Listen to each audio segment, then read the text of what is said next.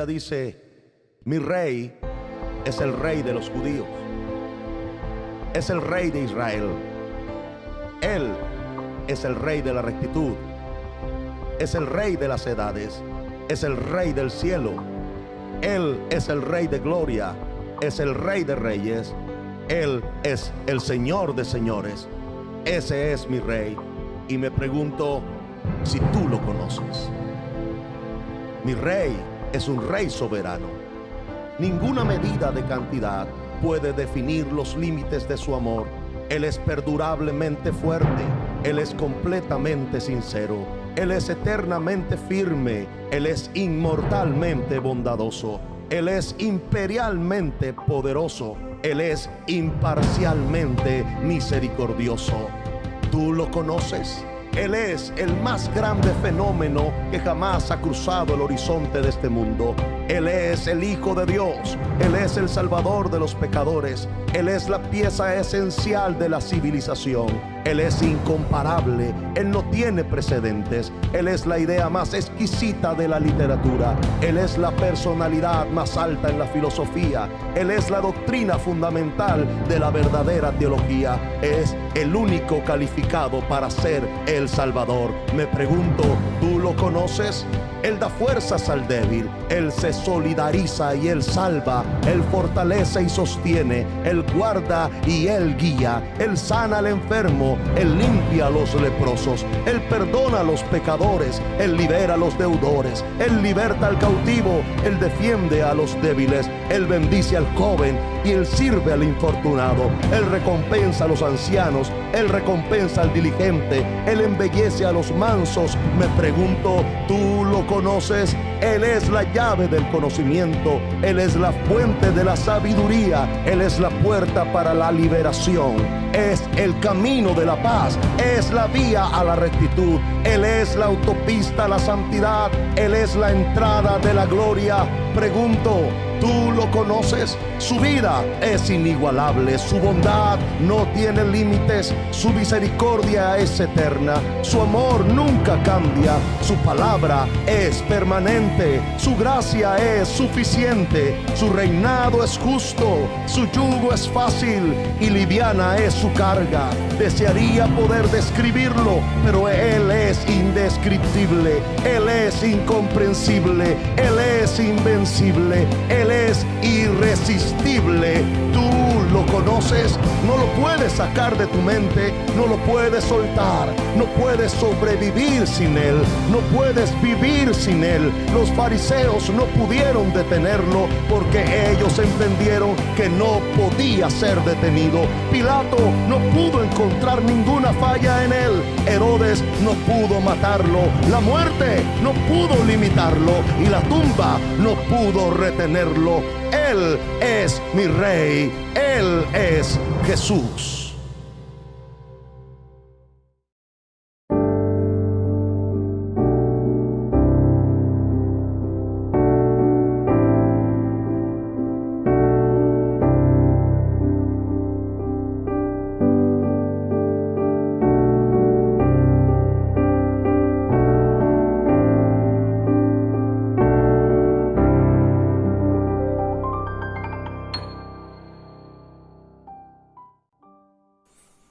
Queridos hermanos, quisiera saludarles afectuosamente en esta mañana que el Señor nos ha dado, darle gracias a Él por este día que nos tiene con vida y decirle al Señor que Él es maravilloso y que a pesar de nuestra infidelidad, Él es fiel, porque así lo ha prometido. El Señor es bondadoso y a pesar de que a veces creemos estar desamparados, Él nunca nos desampara, Él siempre está pendiente de nosotros. Así que, dicho esto, hermano, quisiera invitarles cariñosamente a que tengamos una lectura de la palabra del Señor, y esta lectura la vamos a encontrar en el Antiguo Testamento, en el libro de Crónicas, Primera de Crónicas. Vamos a ir al capítulo 16 y vamos a leer allí algunos versículos de la palabra del Señor en el momento en que el rey David alababa al Dios eterno. Y en el nombre del Señor dice así: Cantad a Él, cantadle salmos, cantad de todas sus maravillas, gloriaos en su santo nombre. Alegre es el corazón de los que buscan a Jehová.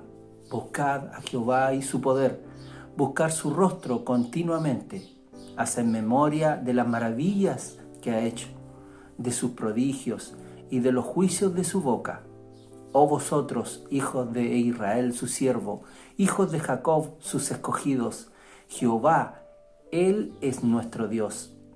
Sus juicios están en toda la tierra. Él hace memoria de su pacto perpetuamente y de la palabra que Él mandó para 1000 generaciones. Que el Señor bendiga su palabra en nuestras vidas en esta hora, hermanos queridos, y nos dé la paz que sobrepasa todo entendimiento, porque Él es nuestro Dios, es perfecto y tiene el control de todas las cosas. Así que no nos olvidemos nunca de alabar el nombre del Señor, porque Él es digno de toda alabanza, de toda honra y de toda gloria. Ahora, hermano, quisiera invitarles a tener un momento de oración para que el Señor bendiga su palabra en nuestras vidas. Oremos. Gracias, Señor, por esta tu palabra, porque refresca nuestras vidas, Señor, porque nos recuerda que tú eres un Dios eterno, que tu pacto es perpetuo y que durará por generaciones, Señor. Gracias, Padre querido, porque tú nunca nos desamparas, y ahora yo te pido, Señor, que tengas a bien honrar también las alabanzas y gloriarte con ellas, Señor, y son para tu honra y para tu gloria. Te adoramos, te alabamos, Padre querido, por todo lo que tú haces, por todo lo que harás en nuestras vidas, Señor, y por todo lo que has hecho. Gracias, Señor.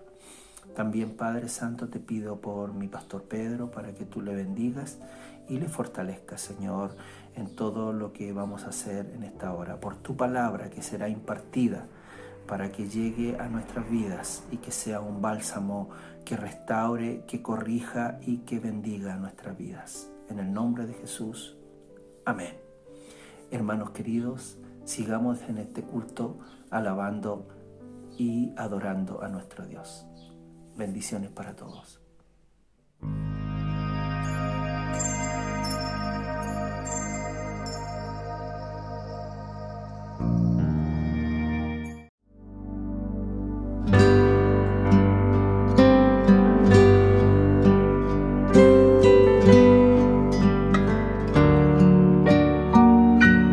Roca de la eternidad, fuiste abierta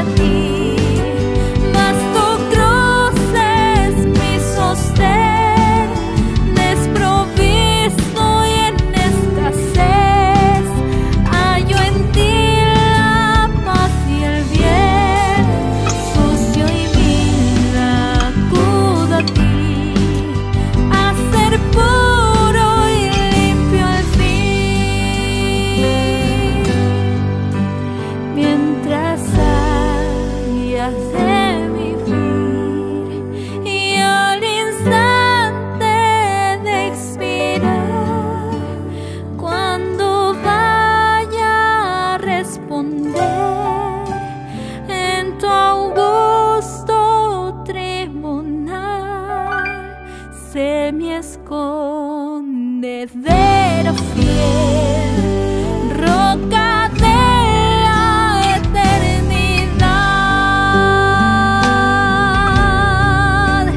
roca de la eternidad.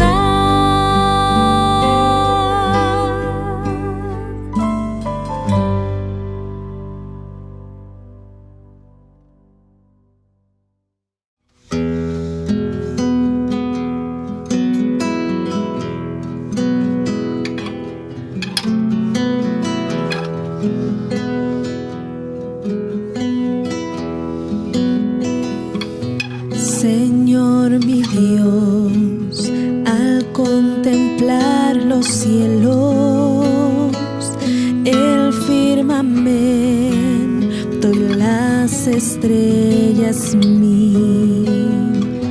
al oír tu voz en los potentes truenos y ver brillar el sol en su cenit, mi corazón entona la canción. Cuán grande es Él, cuán grande es Él, mi corazón entona la canción.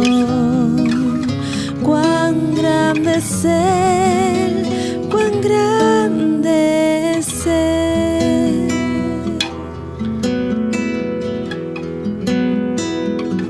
Cuando recuerdo del amor divino que desde el cielo al Salvador envió,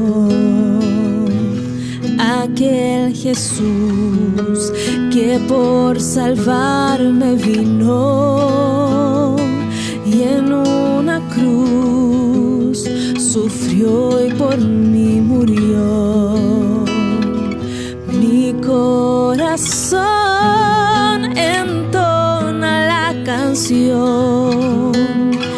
Cuán grande es Él, cuán grande es Él, mi corazón entona la canción. Cuán grande es Él, cuán grande es Él. Cuando el Señor me llame a su presencia,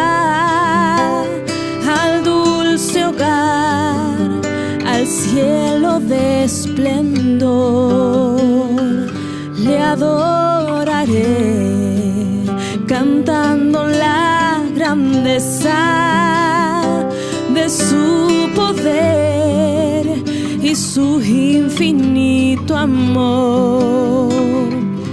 Mi corazón entona la canción. Cuán grande es Él, cuán grande es Él, mi corazón entona la canción. Cuán grande es Él, cuán grande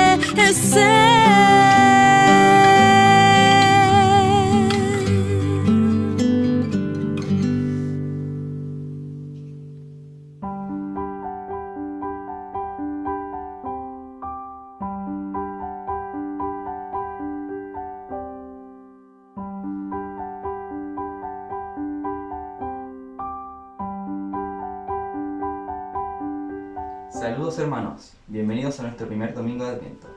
Estas son las 4 semanas que preceden a la Navidad y son una oportunidad para celebrar la Navidad de una forma no materialista y sin caer en el afán del mundo.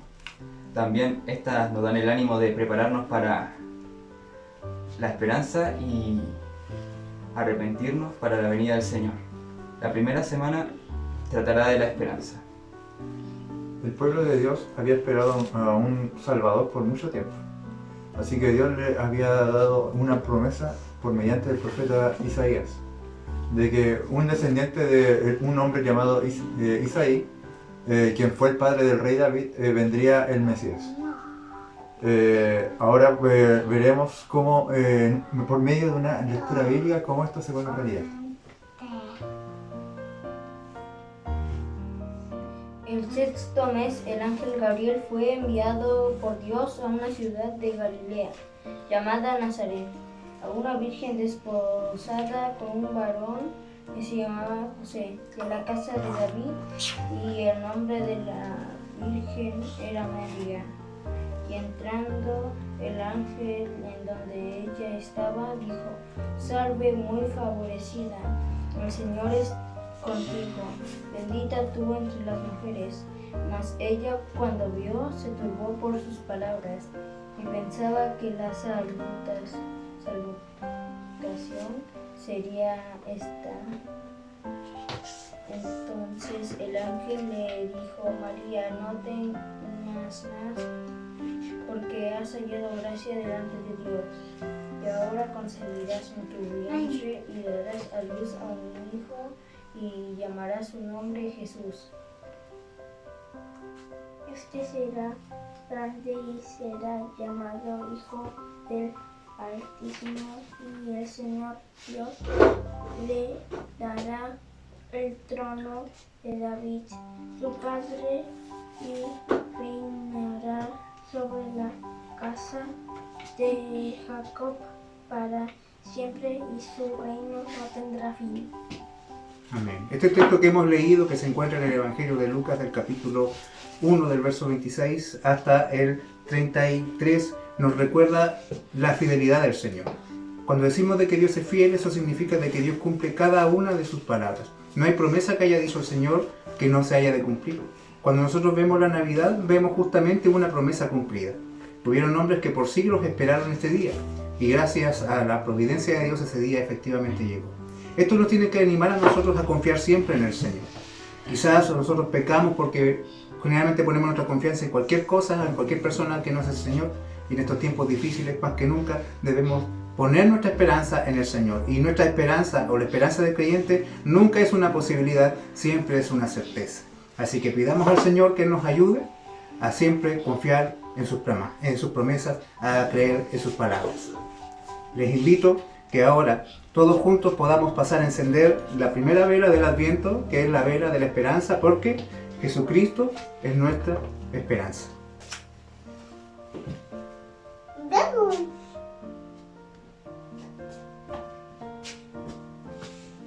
Vamos a elevar una oración al Señor.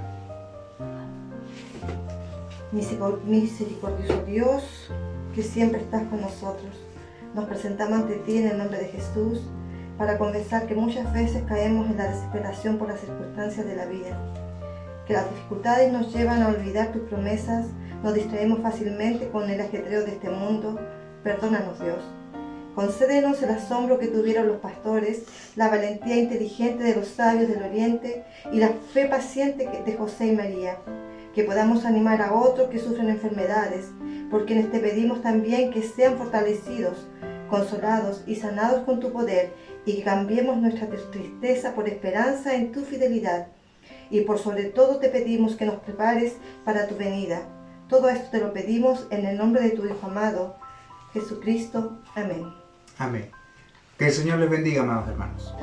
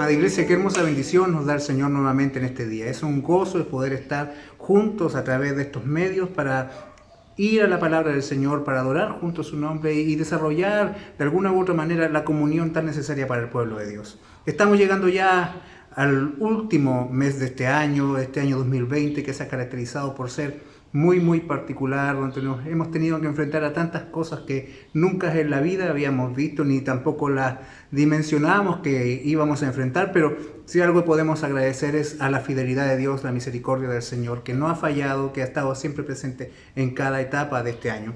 Y en este tiempo particular, donde nos estamos acercando a una de las fechas más significativas de la cristiandad, es bueno que lo hagamos con nuestra mente, nuestro corazón, con todo nuestro ser, centrados en el Evangelio.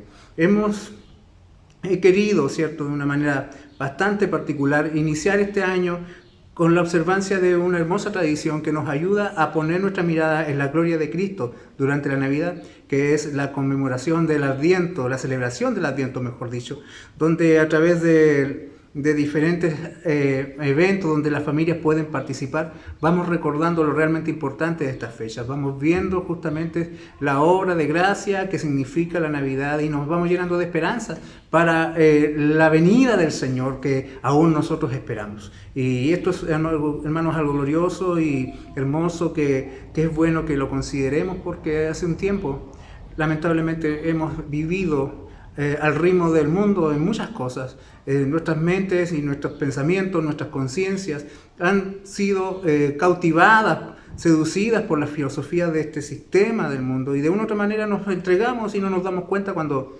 hemos perdido de vista lo importante. Y qué bueno de que en este tiempo, hermanos, nos dispongamos a observar las bendiciones del Evangelio en una ocasión tan gloriosa como la Navidad. Y quisiera yo, hermanos, en estos domingos que nos quedan, tener unos mensajes justamente anclados en este punto, en esta celebración.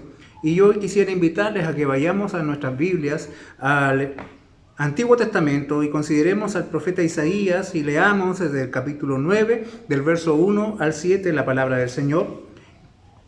Y en reverencia lo hacemos, hermanos, gozándonos en la gloriosa palabra del Señor. Dice así: mas no habrá siempre oscuridad para la que está ahora en angustia, tal como la aflicción que le vino en el tiempo que livianamente tocaron la primera vez la tierra de Zabulón y a la tierra de Neftalí, pues al fin llenará de gloria el camino del mar de aquel lado del Jordán en Galilea de los gentiles. El pueblo que andaba en tinieblas vio gran luz, los que moraban en tierra de sombra de muerte, luz resplandeció sobre ellos. Multiplicaste la gente y aumentaste la alegría. Se alegrarán delante de ti como se alegran en la siega, como se gozan cuando reparten despojos. Porque tú quebraste su pesado yugo y la vara de su hombro y el cetro de su opresor, como en el día de Madián. Porque todo calzado que lleva el guerrero en el tumulto de la batalla y todo manto revolcado en sangre serán quemados, pasto del fuego. Porque un niño nos es nacido, hijo nos es dado, y el principado sobre su hombro, y se llamará su nombre admirable, consejero, Dios fuerte, Padre eterno, príncipe de paz. Lo dilatado de su imperio y la paz no tendrán límite sobre el trono de David y sobre su reino, disponiéndolo y confirmándolo en juicio y en justicia desde ahora y para siempre. El celo de Jehová de los ejércitos hará esto.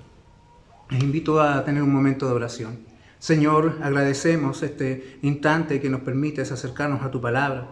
Te agradecemos, Señor, porque es tu voz la que nos sostiene, la que nos alimenta, la que nos consuela.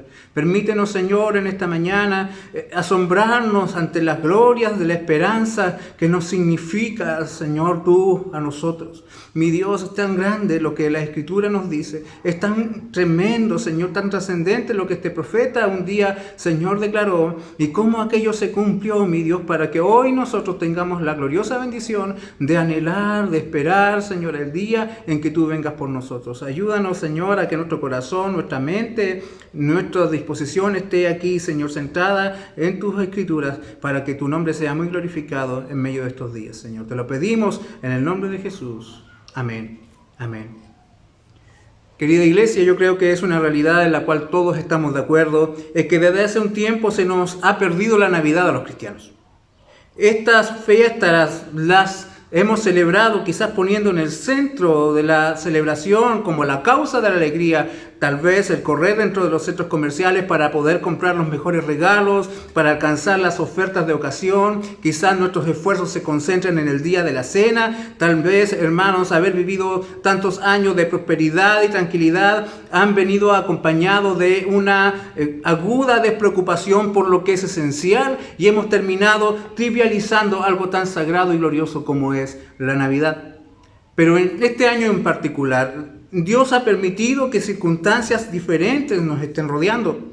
Ya no vivimos en ese ambiente de tranquilidad, de certeza, ni de abundancia que quizás estábamos acostumbrados a vivir. Este ha sido un año donde ha sido quizás particularmente triste, un año donde hemos estado separados, un año donde no vamos a poder celebrar nuestra Navidad en el templo, viendo a nuestros niños, disfrutando la compañía los unos de los otros, alegrándonos, abrazándonos, en fin, no podremos hacerlo de esa manera, y por lo tanto yo creo que nuestros corazones de una u otra forma añorarán esos años pasados.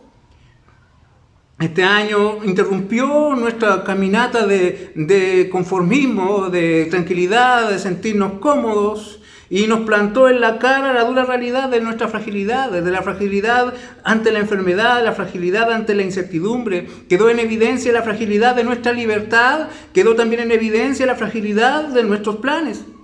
Pero, hermanos, confiamos en Dios y confiamos en su palabra y sabemos quién es Él, y por lo tanto podemos aferrarnos a esa gloriosa declaración de que a los que aman a Dios todas las cosas les ayudan a bien. Y por lo tanto también creo que quizás estas circunstancias tristes y esta Navidad particular que viviremos este año nos va a ayudar. Nos va a ayudar a que podamos ahora concentrarnos en lo que realmente importa y a recuperar, hermanos, aquel sentido elemental de la Navidad que quizás habíamos descuidado.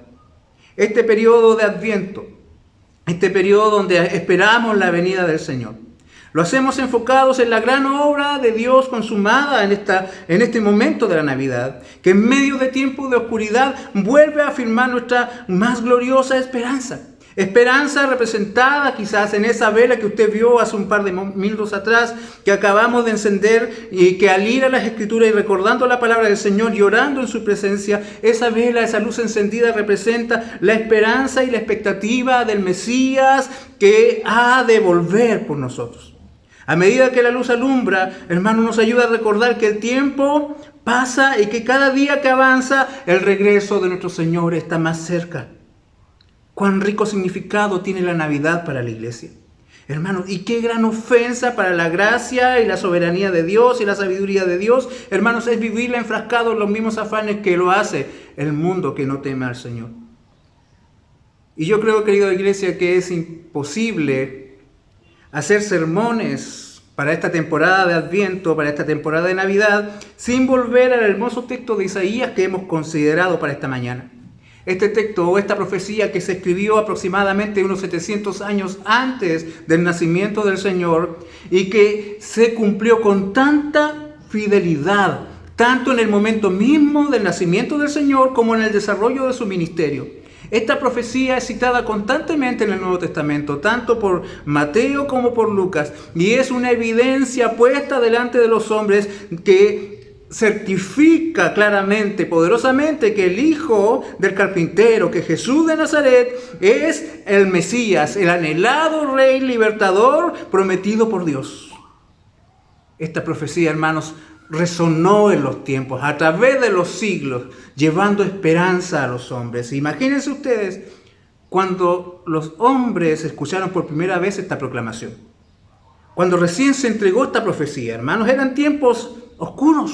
Eran tiempos amargos, eran tiempos turbulentos. Los primeros hombres que oyeron la profecía que está esta mañana frente a nosotros, hermanos, lo hicieron en medio de tiempos de gran angustia. En Judá reinaba el rey Acaz, un rey que se caracterizó por ser un hombre perverso que trajo la guerra y la miseria a Judá. Fue un hombre tan idólatra que fue capaz de entregar a su hijo al dios Moloch, y eso significaba dejar que el fuego lo consumiera en señal de sacrificio a ese ídolo cananeo. Se alió con los sanguinarios asirios para luchar contra sus hermanos del norte del reino de Israel. Y además mandó a cerrar el templo al Señor. Hermanos, fueron tiempos de decadencia, de violencia, de escasez, de amargura. Y en ese contexto histórico es donde se oye esta profecía. Aquí, hermanos, aproximadamente en el año 715, del 730 al 715 antes de Cristo, tiempos amargos, esta profecía llegó como una bocanada de aire fresco a los amargados corazones de los habitantes de Judá. Era como encender una vela pequeña, pero que es suficiente para quebrar la oscuridad. Hermanos, siempre las tinieblas retrocederán ante la luz. Nunca prevalecerán cuando la luz es encendida y nunca, hermanos, prevalecerá la oscuridad y la amargura cuando la esperanza alumbra. Seguramente la proclamación del profeta trajo a los desazonados corazones de los habitantes de Judá una expectativa maravillosa. Así como aquel que ha tenido una mala noche, así como aquel que ha sufrido tanto y que de un momento le llega la noticia de que su sufrimiento va a terminar, sin duda ese corazón anhela ese momento y la esperanza inunda ese corazón. La esperanza es anunciada a una nación que está bajo el yugo de la opresión de un rey despiadado, así también como es anunciada a la humanidad subyugada por el despiadado gobierno del pecado. Hermanos, esta oscuridad presente no será para siempre, no habrá para siempre oscuridad, será quebrantada, será derrotada definitivamente. Estas tinieblas que rodean el mundo un día ya no estarán más, porque no pueden prevalecer a lo que Dios ha dispuesto a hacer, porque no pueden prevalecer ante las glorias de la gracia y la misericordia del Señor. Es imposible que resistan la gloriosa manifestación del amor de nuestro Dios, porque Dios se ha propuesto hacer algo impresionante, porque nuestro Dios se ha propuesto hacer algo glorioso. La esperanza es descrita y es afirmada en este texto. Podríamos desarrollar la exposición de esta mañana en base a dos preguntas que las encontramos en la primera parte de nuestra lectura. La primera parte, pudiésemos nosotros responder a la pregunta: ¿cuál es la esperanza que se nos ofrece? ¿Cuál es la esperanza que se nos anuncia? Y eso, hermanos, vamos a desarrollarlo del verso 1 al 5. Pero no quedamos solamente en la descripción de la esperanza, sino que también se nos dice cómo se ha de consumar esa esperanza, y eso nos responderá a la pregunta: ¿quién es la esperanza? El creyente no busca la esperanza como a algo, lo busca como a alguien. Y la respuesta está en los versos 6 y 7. Hermanos, miremos hacia atrás en la historia y recordemos lo que Dios hizo, y luego enfoquemos nuestra mirada hacia el horizonte, pues aquello, hermanos, que Dios hizo en el pasado sustenta nuestro corazón y fortalece nuestro corazón para esperar aquello que aún está en el territorio de las promesas, pero que pronto se cumplirán en realidad. Hermanos, ¿por qué? Porque tenemos una fuente de esperanza eterna. Hay una luz que alumbra en medio de la oscuridad, y esa luz es Jesucristo nuestro Señor, Jesucristo nuestra esperanza. ¿Cuál es la esperanza? ¿Cuál es la esperanza que se plantea a este pueblo que está en oscuridad? Ya al tener, hermanos, en mente el contexto de la profecía, podemos imaginarnos lo impactante que tiene que haber sido para el pueblo el anuncio del profeta. El pueblo está viviendo tiempos de extrema opresión y de tiempos de extrema tristeza, tiempos de gran angustia. Dice el versículo 1, mas no habrá para siempre oscuridad para la que está ahora en angustia. Y si nosotros vamos leyendo los versos que les decíamos del 1 al 4, considerando, hermanos, la línea, por ejemplo, porque esto se va como un paralelo, hay una bendición que se anuncia en medio de una circunstancia de oscuridad y de tiniebla que provocan angustia. Nosotros pudiésemos, hermanos, entender o dimensionar el estado en que se encuentra el pueblo que está recibiendo esta proclamación. Es un pueblo que, como dice aquí el versículo 1, está en oscuridad, está en angustia, está en aflicción, en una aflicción similar a la que vivirán, porque todavía no lo están experimentando, pero que lo vivirán, las tierras del norte, representadas aquí en dos tribus, la de Zabulón y Neftalí, que es una forma de individualizar al reino de Israel, o las 10 tribus del norte.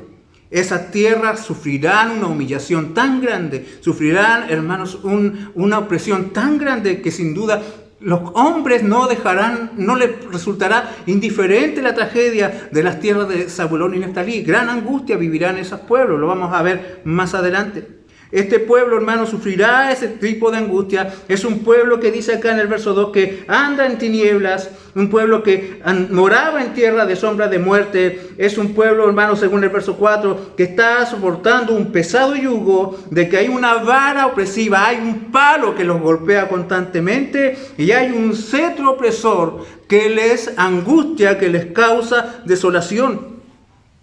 La condición descrita por el profeta es un estado de gran calamidad, es un estado de gran tristeza y se da, hermanos, como le decíamos históricamente, en medio de tiempos de guerras y de invasiones. Hermanos, con un mal rey gobernándolo, con un rey sanguinario, impío y decadente gobernando en Judá, pero a la vez en el extranjero se levanta un imperio sanguinario, salvaje, que no respeta la dignidad del hombre, como el imperio asirio. El imperio asirio se caracteriza por haber sido extremadamente cruel con los pueblos que dominaban. Fueron hombres que se están expandiendo a través de la tierra y lo que se ve, hermanos, en medio de estos tiempos es hambre, muerte, enfermedad, decadencia, paganismo, en fin, desesperanza.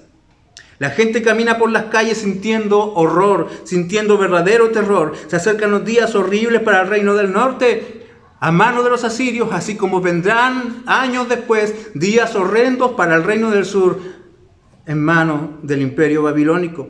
El pueblo piensa que esa condición, esas cadenas de tristeza, esas cadenas de amargura, esta constante de desgracias no va a terminar nunca. Es una noche que pareciera que nunca se acaba, es una noche que se está haciendo eterna, hermanos, que pareciera que aún falta mucho para que amanezca, pareciera que aún falta mucho para que el sol vuelva a aparecer o posiblemente ya nunca más volvamos a ver la luz, pensaba esta gente en medio de este tiempo tan angustiante que estamos viviendo.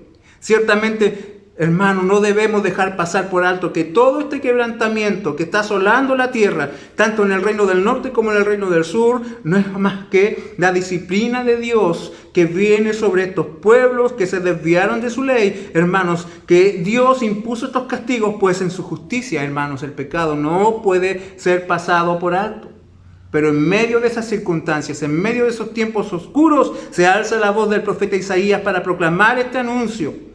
El anuncio de que no habrá para siempre oscuridad, de que la oscuridad tiene una duración limitada, de que las tinieblas cederán a la luz, de que no vivirán siempre bajo esa condición de angustia, de que la angustia tiene fecha de caducación, hermanos, porque Dios es justo, pero también Dios es misericordioso y ha decretado, así como decretó la ruina de Zabulón y Neftalí, también decretó, hermanos, la restauración y la honra de esas tierras en un futuro determinado por Él. Esas tierras, hermanos, serán arrasadas por el enemigo, serán humilladas por el enemigo, serán tomados todos los habitantes de esas tierras y serán exterminados, serán hechos desaparecer y se instalarán allí gente de otras etnias, de otras razas, al punto que no pasarán, hermanos, desapercibidos para los del sur. Los del sur verán con espanto lo que ocurrió en el norte, pero a su vez mirarán con desprecio a los que quedaron allí, tanto así, hermanos, que esta gente fue despreciada hasta los tiempos del Nuevo Testamento, hasta que el Señor vino. Hasta que el Señor Jesús vino y quiso pasar por la tierra de los samaritanos y le habló a una mujer samaritana, porque la tierra de Zabulón y Neftalí son las tierras de Samaria. Y gloria a Dios, hermanos, que esas tierras arrasadas en el futuro de Dios se convertirán en tierras que serán honradas, porque justamente nuestro amado Salvador, cuando vino a este mundo, inició su ministerio en ese lugar, en Galilea de los Gentiles. Galilea de los Gentiles, porque allí prácticamente no quedó ningún israelita después de la invasión asiria. Hermanos, Dios honró esa tierra arrasada por los enemigos asirios, hermanos. Esas tinieblas, esa oscuridad habían venido, como lo decíamos, como una obra directa de Dios y como una consecuencia directa de la desobediencia de Israel. Hermanos, la historia de Israel, la historia de Judá, son la historia de un Dios que vez tras vez está llamando a sus hijos al arrepentimiento, que a través de sus profetas les habla diciendo: vuélvanse a mí, arrepiéntanse de sus malos caminos, dejen de cavar cisternas rotas que no retienen agua, vengan a mí que soy la fuente de agua que da vida, vuelvan a mí que soy el manantial que no se acaba. Pero el hombre, hermanos, persiste en la porfía de dirigir su vida según sus propios designios. Pero cuando Dios ama, hermano, no deja que el hombre se desbande tras sus propios caminos, sino que Él actúa y muchas veces sus obras resultan amargas al paladar, pero terminan siendo de bendición para la eternidad. Hermanos, las circunstancias amargas de estos pueblos no son una desgracia injusta que cae sobre gente inocente, vienen como consecuencias del pecado. Hermanos, así como también nosotros no somos víctimas, somos responsables muchas veces de las cosas que nos llegasen a ocurrir, hermanos, pero no podemos acercarnos a la Navidad. No podemos acercarnos a la Navidad sin mirar las razones que le hicieron necesaria. ¿Por qué necesitamos la Navidad? ¿Por qué fue necesaria la Navidad? Porque el hombre se rebeló contra Dios por causa del pecado y por causa de estas tinieblas, hermanos, que son el resultado de no vivir según el propósito de Dios. Pero ese marco de lobreguez, esas tinieblas y esa angustia hacen mayor la expectativa de alegría que es anunciada a este pueblo. La oscuridad, hermanos, nos hace amar aún más la luz. La oscuridad nos hace amar más la luz. Bendito sea el Señor. La expectativa de la esperanza es descrita en estos versos paralelamente a la descripción de las desgracias y del estado de oscuridad que está el pueblo. Y para eso se ofrece la imagen de dos grandes eventos que eran el símbolo de la alegría, del gozo y de la plenitud del pueblo de aquel tiempo. El tiempo de las cosechas y el fin de una guerra.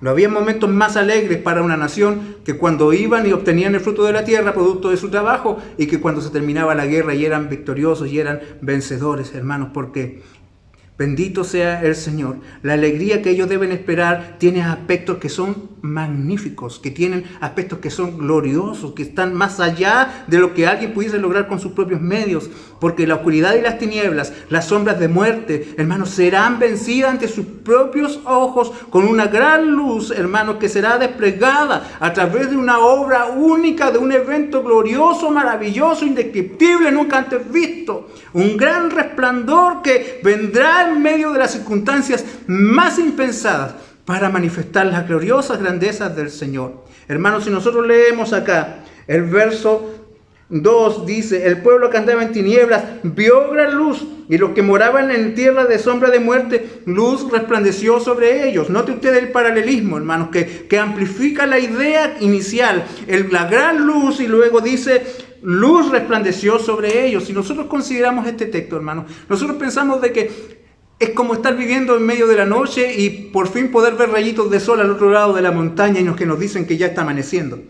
Pero lo que el profeta está diciendo no es, hermanos, un amanecer natural. No es como lo que viene, obviamente, lógicamente, después de la noche. Lo que el profeta está diciendo aquí, esto es una gran luz que aparece en el momento más improbable y que convierte la noche, no porque ya está amaneciendo, sino porque hay una intervención divina y poderosa en medio de esa noche que deja que la noche se convierta en día, aún siendo de noche. Esto es algo maravilloso, hermano, es glorioso, porque se trata, hermanos, de un evento sobrenatural, de algo que es violento, de algo que es imponente, hermanos. De una forma sobrenatural la noche se convertirá en día y con ese evento viene una alegría indescriptible, tal como el que recupera seres queridos que quizás han partido o han sido desterrados. El verso 3 dice: multiplicaste la gente y multiplicaste la alegría. Y esto, hermano, en el contexto de lo que ya fue dicho en el primer versículo de la desgracia que vendrán sobre las tierras del norte, donde no quedará ningún hermano de la nación de Israel allí, hermano, y que venga el Señor y diga: serán repuestos los hermanos, se multiplicará la gente. Allí donde no había nadie, allí donde se perdió todo, hermanos, sin duda tiene un valor glorioso, tiene un valor maravilloso. Hermanos, el reino asolado tiene esperanza. Ese reino que se quedó sin pobladores, el Señor está diciendo de que se multiplicarán nuevamente los habitantes de esa tierra. La obra de salud, que es una obra de restauración, tiene el poder de recuperar lo que se ha perdido. Tiene el poder de devolver lo que se ha extraviado. Tiene el poder, hermano, de restaurar lo arruinado, de convertir las cenizas en vida, de convertir los cadáveres en hombres, hermano, de convertir los cementerios en jardines. Glorias sean dadas al Señor. Es tan grande el poder manifestado en esta profecía. Esta profecía está anunciando una esperanza, hermanos, que no cabe en la mente de un hombre, que no es capaz de surgir del corazón humano. Viene significativamente de una obra divina, una obra tan grande, tan maravillosa, hermanos, que convierte las tierras desoladas en tierras pobladas y llenas del barullo de muchas personas. Hermanos, qué mayor alegría que esta, que cuando el ser querido regresa, que cuando se recoge abundante fruto de la tierra, o cuando la guerra ha terminado y los guerreros victoriosos reparten sus despojos para ya no tener que seguir luchando, sino que ahora volver al hogar. El pueblo podría haber pensado, pero ¿y cómo conseguiremos esto? Esta esperanza, este anuncio es maravilloso, pero ¿cómo lo lograremos? El pueblo podría haber pensado, ¿cómo conseguiremos esta circunstancia que cambie esta realidad? Hermanos, pero en el verso 4 el profeta sigue hablando y dice, porque tú quebraste su pesado yugo. Fíjese usted, hermano, de que el profeta se dirige a alguien en puntual, a alguien particular. Dice, porque tú. Si dirigen a alguien que no es el rey de esa tierra, si dirige a alguien que no es ni Judá ni Israel, es alguien que tuvo el poder para quebrar el yugo que les oprimía, para sacar la carga que les aplastaba de sobre sus espaldas, que tiene el poder para quitar de la mano del opresor el palo, la vara con la que golpeaba y humillaba a los hombres. Hermanos, tiene el poder de arrebatar el cetro de aquel que dominaba, tiene el poder de quitarle la autoridad a aquel que reinaba y convierte esa opresión en una gran victoria, como en el día de Madián. Como en el día en que 300 hombres junto a Gedeón vieron la victoria de Dios sobre un terrible enemigo sin ellos tener que levantar una espada. Hermanos, porque glorias sean dadas al Señor. Lo que aquí nosotros estamos viendo, hermanos, es de que ese tú que quiebra el yugo, ese tú que quita la vara del castigador, ese tú que viene y quita la autoridad del que gobierna con muerte y con angustia, hermano, es alguien tan maravilloso como aquel que liberó a Gedeón y al pueblo de Israel de los madianitas hace ya varios siglos atrás. Hermanos, Él traerá una victoria que es sobrenatural, hará que la pesada carga se desaparezca de sus espaldas. Hermano, ese tú quién es, sino el mismo Dios maravilloso, el mismo Dios de misericordia. Él es el causante de tamaña alegría. Solo Él puede provocar una alegría de esta dimensión. Hermanos, Él es el único que puede quebrar el yugo y vencer al opresor. Hermano, y su triunfo terminará con toda la maldición que pesa sobre ese pueblo. Solo Él tiene el poder de terminar con la maldición del pecado, al punto de que todo vestigio de la guerra solo será para hacer fuego, solo será para hacer fuego. Hermanos, el manto revolcado en sangre, las botas del guerrero quedarán allí, hermanos, para ser quemadas, y nadie más tendrá memoria de los horrores de la guerra, de los horrores del dolor, de la angustia. Hermanos, este pueblo que estaba en la oscuridad, sin duda se le dice que verá una luz que será gloriosa, que será sobrenatural y que viene de Dios mismo. Bendito sea el Señor. Esta es la esperanza que se les anuncia. Esta es la expectativa que se les llena el corazón. Ahora, ¿cómo se logrará todo lo prometido? ¿Cómo este pueblo pasará de las tinieblas a la luz? ¿Cómo este pueblo pasará de la guerra a la paz, de la esclavitud a la libertad? ¿Cuál es la esperanza? Hermanos, la mejor pregunta para esto es, ¿quién es la esperanza? ¿Quién es la esperanza? Y el verso 6 lo dice de la manera más sorprendente. ¿Cuál es la provisión de Dios para conseguir tan gran victoria?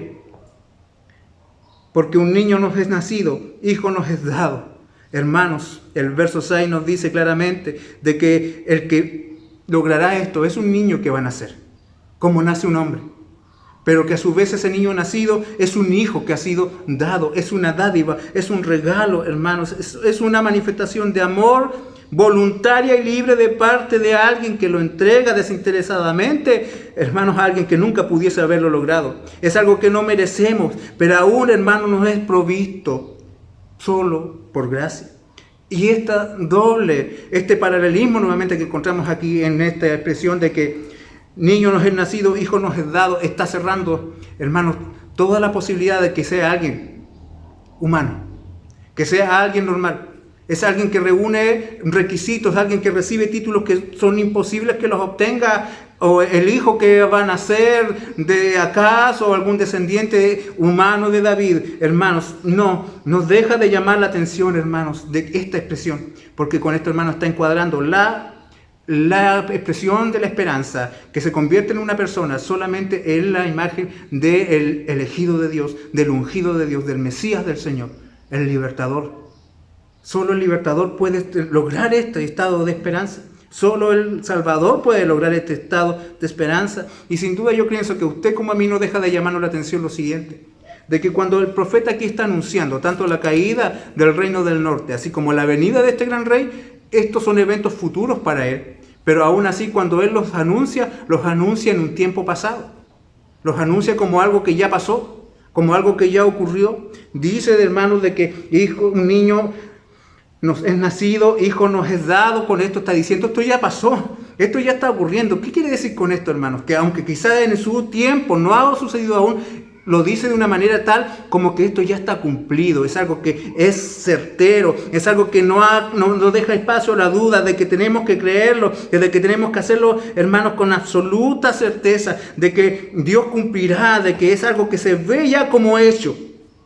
Aunque todavía no ocurre, pero ya se ve como algo que está consumado. Hermanos, todo lo que el profeta describe tiene ese cumplimiento, definiendo con esto la certeza que debe abrigar a la esperanza del creyente, hermanos, porque nunca la esperanza que es dada al creyente es una posibilidad entre muchas que pudiese llegar a frustrarse. Hermanos, la esperanza que Dios ofrece a su pueblo es una certeza, es una promesa a prueba de frustraciones, porque está afirmada en la fidelidad de Dios, y Dios siempre cumplirá todo lo que Él ha dicho. Este niño vendrá y heredará el trono. No es un niño cualquiera, es un rey que nace y que viene de la raíz de David, pero es más grande que David, hermano, y es la esperanza anunciada al pueblo que está en tinieblas. Es un niño rey, que es el niño más importante de todos los niños que han nacido a través de toda la historia de la humanidad. Es el Mesías largamente esperado, que ha nacido y que es visto por el profeta como alguien que ya ha crecido y que está gobernando en las tierras que él dijo hace un par de minutos atrás que estaban desoladas, que estaban en cautiverio, que estaban en tristeza. Él, cuando ve al rey en su visión, en su profecía, ve a ese rey ya gobernando, instalado en su trono y ejerciendo la autoridad sobre esas tierras que solo conocían la amargura y la tristeza, hermanos, que conocían la oscuridad y las tinieblas. Bendito sea nuestro Señor, bendito sea nuestro Salvador, hermanos. La naturaleza maravillosa de ese niño se expresa en que cada nombre que recibe, hermanos, es un título glorioso, inalcanzable para el humano común y corriente, hermanos, algo que nadie lo puede heredar, nadie puede recibir, hermanos, estos nombres que son tan ricos en significado, que son tan impactantes para aquel que los escucha, hermanos, porque Él lleva el manto de la autoridad sobre Él, hermanos, el principado sobre su hombro. Él lleva, hermanos, el manto de la soberanía que lo cubre. Él tiene todo el poder, Él tiene toda la autoridad, hermanos. Él es alguien que recibe toda la capacidad de gobernar y de reinar sobre esa tierra. Y es descrito con nombres maravillosos, nombres que son compuestos, que están compuestos de dos palabras, porque una sola no basta para dimensionar los alcances de su poder. Dice que la palabra que es admirable consejero, que es alguien de extraordinaria prudencia, es alguien de maravillosa sabiduría. Él es admirable al declarar su palabra, al mostrar su voz. El Mesías posee una sabiduría que es gloriosa, que hace enmudecer a los más grandes del mundo, y es tan grande esa sabiduría que hasta los más pequeñitos del mundo pueden entender lo que Él dice, hermanos. Él es un rey bueno y justo. Con esto Isaías está diciendo de que este rey es alguien que lo sabe todo. Es alguien que tiene el atributo de la omnisciencia. Y luego sigue diciendo Dios fuerte, que se puede traducir también como un héroe supremo, como un héroe divino, como un gran guerrero, que tiene autoridad y que tiene poder, porque en Él reside toda la plenitud de la deidad, hermanos, porque Él es alguien que tiene el poder absoluto en sus manos. Y con esto el profeta dice, este que ha de nacer es alguien que es omnipotente. Además se le llama Padre Eterno, que también, hermanos, se puede traducir como Padre de eternidad. Y con esta expresión, hermanos, de Padre se refiere a la relación del Mesías con su pueblo. Hermanos, aunque Él, como ya lo vimos, es un hombre dotado de una sabiduría infinita, es alguien que está dotado de un poder infinito, también está dotado de un amor infinito por su pueblo. Él tiene un afecto tan grande como el de un padre bueno, tiene un afecto por sus hijos y los cuida y nunca los desampara. Es un padre que es está siempre presente, que está siempre cuidando los suyos. No hay punto en el tiempo, en el espacio donde Él no esté presente con su pueblo. Y con esto vemos, hermanos, de que este rey también, aparte de ser omnisciente, aparte de ser omnipotente, es omnipresente. Está en todo lugar, acompañando y cuidando a los suyos. Y además se describe como el príncipe de paz. Es un nombre que indica que Él gobierna para establecer una eternidad de una bendita y verdadera prosperidad, de un bendito y glorioso tiempo de paz, hermano, lo que la gente anhelaba, lo que la gente necesitaba en estos tiempos de guerra, de invasiones, de confusión, de muerte y de destrucción, hermanos. Y el Señor viene y dice a través del profeta: este hombre vendrá y Él establecerá la paz, y será una paz duradera. Es una paz que abarca no solamente la desaparición de la guerra, sino que también establece Él los medios para que por fin exista reconciliación con Dios. Él viene a terminar con aquello que separa al hombre de Dios. Hermanos, los gobiernos de este mundo suben y bajan.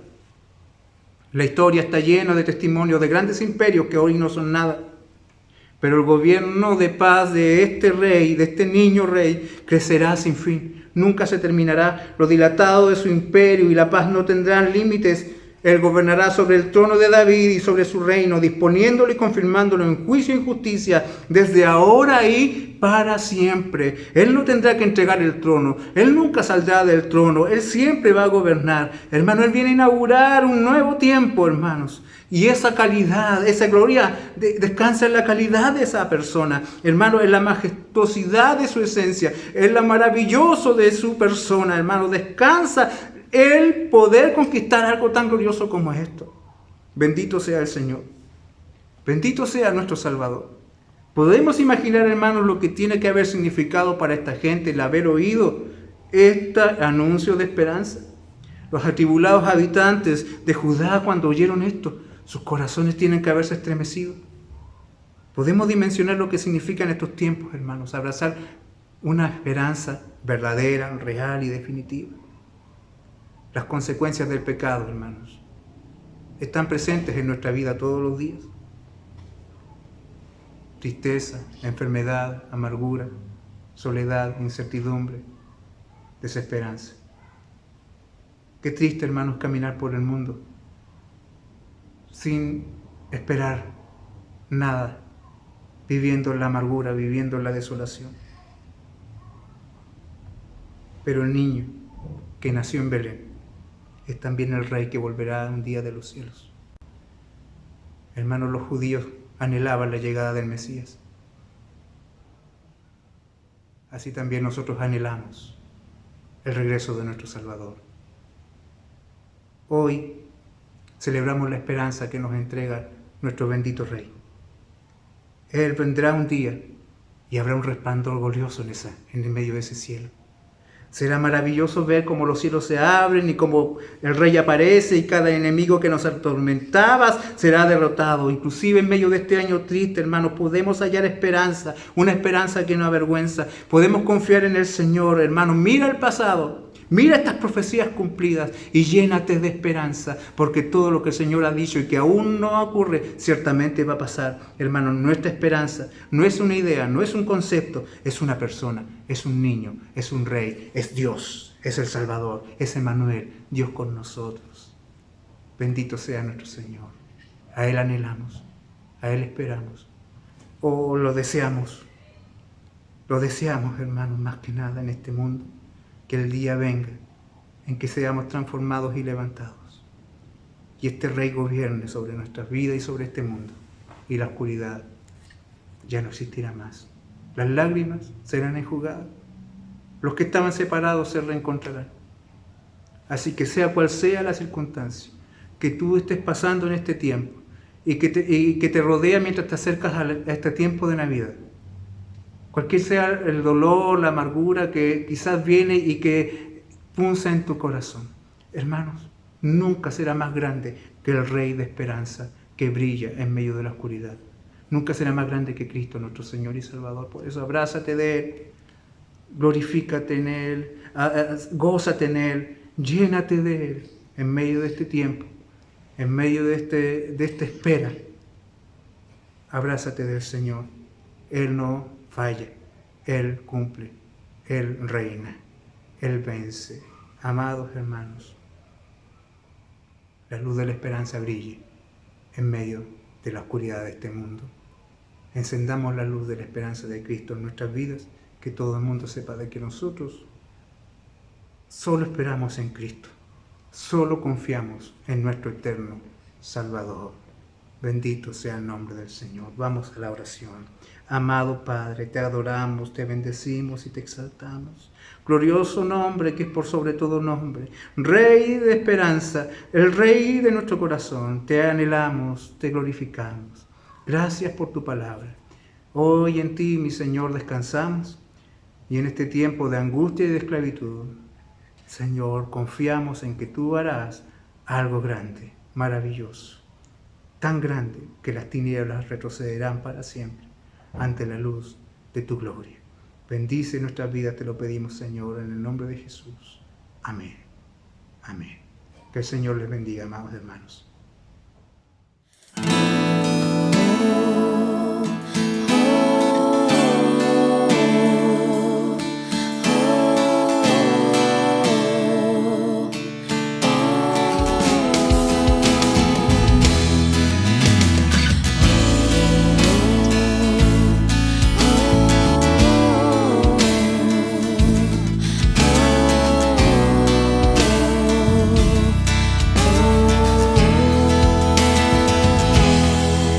Jesucristo, fuente de paz, en horas negras de tempestad,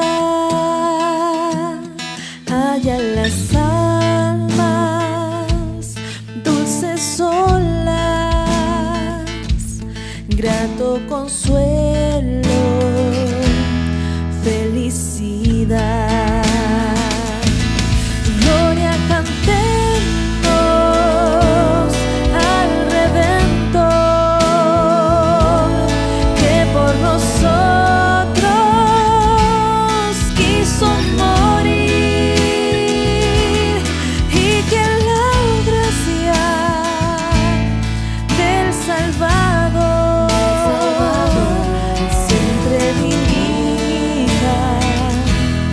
Nuestro vivir.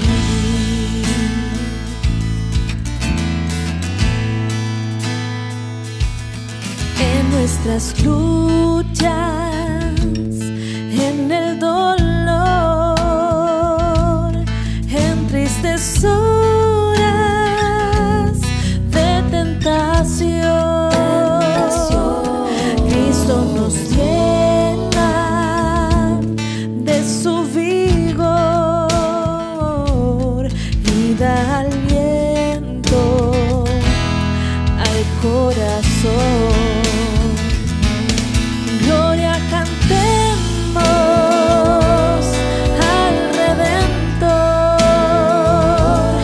que por nosotros quiso morir, y que la gracia del Salvador siempre dirija nuestro vivir.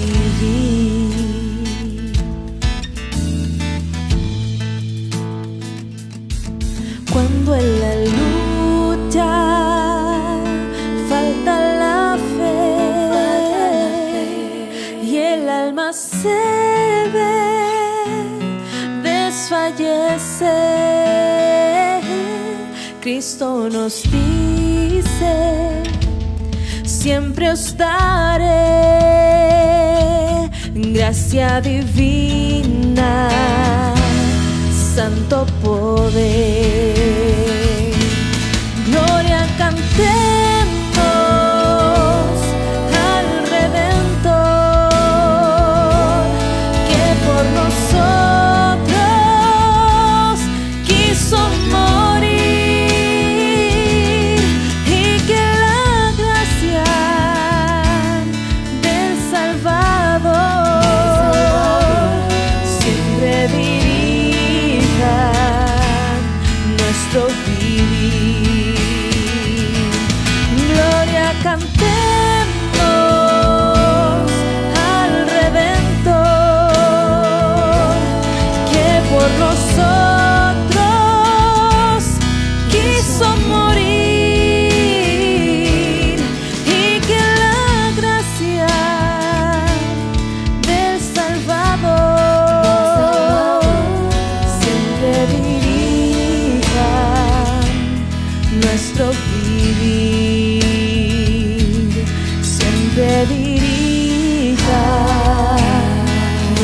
vivir, siempre dirija nuestro vivir.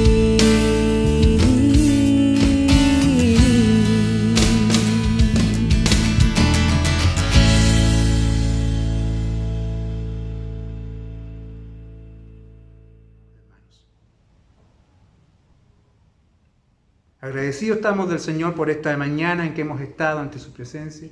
Glorioso tiempo adorando a nuestro Dios. Y espero, hermanos, de que el Señor sostenga la vida de cada uno de ustedes en estos tiempos que estamos viviendo. Lo que venga, hermanos, sea lo que sea, nuestro Señor está allí junto a nosotros. Así que gocémonos en eso, descansemos en eso y seguiremos avanzando a través de esta conmemoración del Adviento. La próxima semana habrá otra familia que también estará encendiendo, ¿cierto?, esa nueva estación del Adviento mientras nos acercamos al día en que el Señor aparece. Mientras, hermanos, Él viene, anunciamos las glorias de nuestro Salvador. Que el Señor sea con cada una de sus familias y no olvide la oración por sus hermanos, por las necesidades que hay en el pueblo del Señor. Y, hermanos, sea lo que sea, venga como venga este tiempo, este futuro tan incierto, nuestro Rey está en su trono. Nuestro Señor gobierna sobre todo principado. Así que, paz de Dios, esperanza, alumbre en nuestros hogares, en nuestras familias, sobre el pueblo del Señor. Un abrazo, amados hermanos, que la gracia y paz del Señor sea con cada uno de ustedes. Que el Señor les bendiga.